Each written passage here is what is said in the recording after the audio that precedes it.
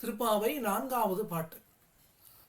ஆழிமழை கண்ணா ஒன்று நீ கைகரவேல் ஆழியுள் புக்கு முகந்து கொடு ஆர்த்து ஏறி கூழி முதல்வன் உருவம்போல் மெய்கருத்து பாழியந்தோளுடை பத்மநாபன் கையில் ஆழி போல் மின்னி வலம்புரி போல் இன்னதிர்ந்து தாழாதே சார்கமுதைத்த சரமழை போல் வாழ உலகினில் பெய்திடாய் நாங்களும் மார்கழி நீராட மகிழ்ந்தேலோரம்பாவாய். நேற்றைய பாசுரத்தில் பார்த்தோம், நோன்பு நோற்பதற்கு 3 காரணங்கள். அதில் முதல் காரணம், நன்றாக மழை பெய்ய வேண்டும். மழை பெய்யும், திங்கள் மும்மாறி பெய்துன்னா. இப்போ உடனே இதை கேட்ட உடனே இந்த மழைக்குன்னு ஒரு அதிபதி பர்ஜன்ய தேவதைன்னு ஒருத்தன் இருக்கான்.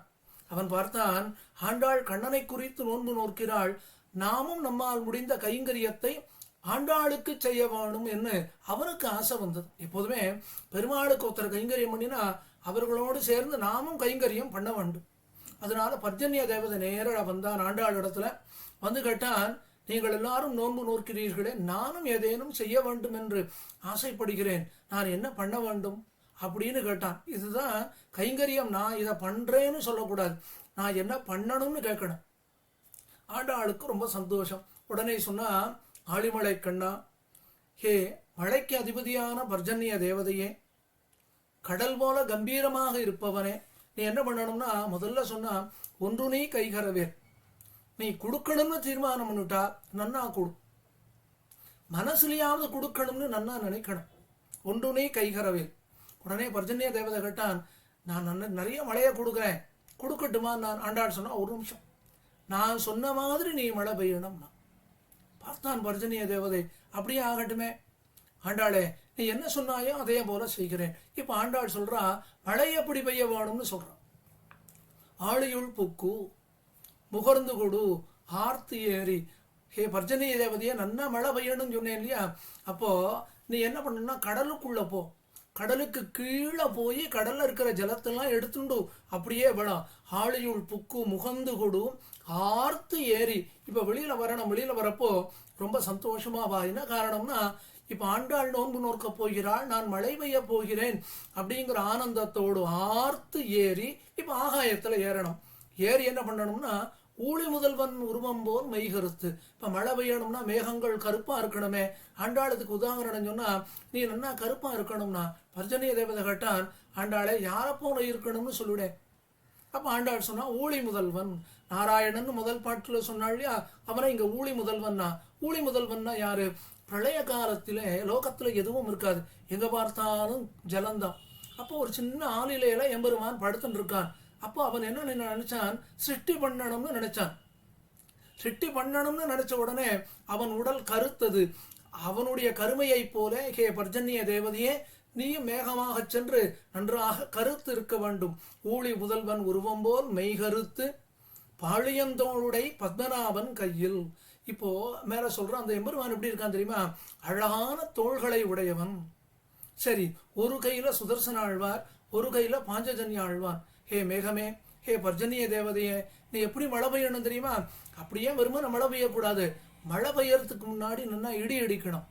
மழை பெய்யறதுக்கு முன்னாடி நன்னா மின்னல் வரணும். அப்ப மழை பெய்ய போறதுன்னு எல்லாருக்கும் தெரியும்.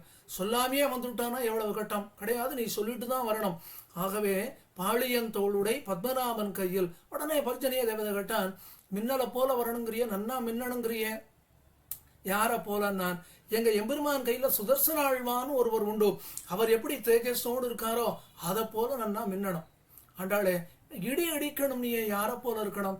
எங்க எம்பெருமான் கையில பாஞ்சஜன்ய ஆழ்வான்னு ஒருவன் இருக்கானே, சங்க ஆழ்வான், அவனை போல நன்னா சப்தம் விடணும். அப்போ ஆளி போல் மின்னி வலம்புரி போல் நின்று அதிர்ந்து தாழாதே சாருங்க முதைத்து சரமள போல். பர்ஜன்ய தேவதை கேட்டான், ஆண்டாளே இவ்வளவுதானா, நான் போகட்டுமா? நான் ஆண்டாள் சொன்னா, ஒரு நிமிஷம் பொறு, இன்னும் ஒண்ணு உண்டு. எப்படின்னா, நன்னா இடிக்கிறது மின்னல் வருது பிரயோஜனம் கிடையாது, நன்னா இடி அடிக்கிறது பிரயோஜனம் கிடையாது.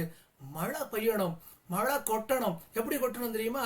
நாராயணன் எந்த எம்பெருமான சொன்னேனோ அவன் ராமனாக வந்து பிறந்தான், உனக்கு தெரியுமா? அந்த ராமன் கையில ஒரு கோதண்டம் உண்டு, அழகான வில்.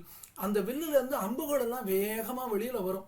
பெருமாள் ராமச்சந்திரமூர்த்தி ராவணனோடு யுத்தம் பண்ணும் பொழுதோ அம்புகளை பிரயோகம் பண்ணினானே, அதுபோல விடாது மழை பெய்யணும். தாழாதே சார்ந்த முதைத்த சரமழை போல். சரி, நான் போயிட்டு வரேன். அப்போதான் ஆண்டாள் சொன்னா, அப்பா இவ்வளவு மழை எப்படி இருக்கணும் தெரியுமா? வாழ உலகினில் பெய்திடாய். லோகத்துல மழை வந்தது, குடும்பங்கள் எல்லாம் அழிந்து போனது, அப்படி இருக்கக்கூடாது. மழை வந்தது, எல்லாரும் சந்தோஷப்பட்டா. ஆண்டாள் நோன்பு நோட்டால் மழை வந்தது, நாங்கள் ஆனந்தம் அடைந்தோம்னு சொல்லணும். வாழ உலகினில் பெய்திடாய். உலகினில்னா உலகம்னா என்னது? எங்க ஜனங்கள் இருக்காங்களோ அங்க மழை பெய்யணும். ஜனங்களே இல்லாத எங்கேயோ காட்டுல போய் மழை பெய்தா யாருக்கு பிரயோஜனம்? அப்போ கொடுக்கறதுமே யாருக்கு கொடுக்கணுமோ அவளுக்கு கொடுக்கணும். வாழ உலகினில் பெய்திடாய். அதனால என்ன கிடைக்கும்? நாங்களும் மார்கழி நீராட. இப்ப நாங்க மார்கழி நீராட்டம் நோன்புன்னு வந்திருக்கோம். இதுல முக்கியமான பிரயோஜனம் என்ன? நன்னா மழை பெய்யணும். அப்போ ஜனங்கள் எல்லாரும் என்ன சொல்லுவாங்க தெரியுமா? ஆண்டாள் நோன்பு நோற்றாள், கண்ணனை குறித்து நோன்பு நோற்றாள், நோற்றமுடனே நன்றாக மழை பெய்தது அப்படின்னு ஜனங்கள் ஆனந்தப்படுவார். ஜனங்கள் ஆனந்தப்பட்டார்களானால் அதை பார்த்து எங்களுக்கு ஆனந்தம் உண்டாகும். மூணாவது பர்ஜன்ய தேவதையே, இதுல உனக்கும் ஒரு ஆனந்தம் உண்டு. அது என்னதுன்னு சொல்றேன். எம்பெருமானுக்கு பண்ணக்கூடிய கைங்கரியத்திலே நீயும் பங்கு கொண்டாய் அல்லவா? அதனால உனக்கும் ஒரு ஆனந்தம் உண்டாகும். இப்படி நீ மழை பெய்ய வேண்டும் என்று ஆண்டாள் இந்த 4வது பாசுரத்திலே மழைக்கு அதிபதியான பர்ஜன்ய தேவதையை பார்த்து தெரிவித்தாள்.